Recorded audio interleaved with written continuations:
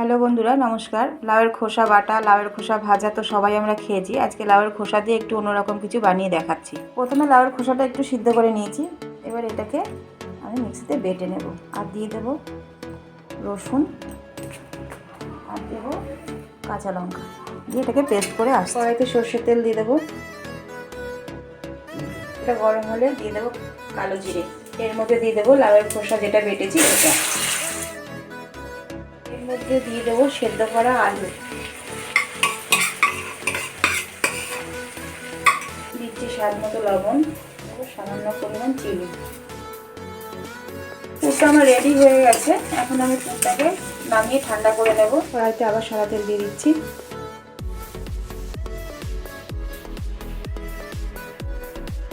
পুরটা ঠান্ডা হয়ে গেছে। এদিকে আমি ময়দাটা মেখে রেখেছিলাম আগে থেকেই। ময়দার লেচি কেটে নিয়েছি। ময়দার লেচির মধ্যে এই পুরটা আমি দিয়ে দেবো।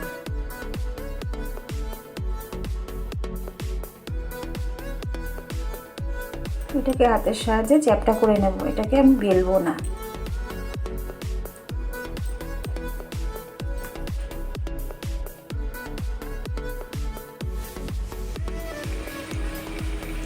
এগুলোকে আমি লাল লাল করে ভেজে তুলে নেব। রেডি হয়ে গেছে আমার লাউয়ের খোসার লিট্টি।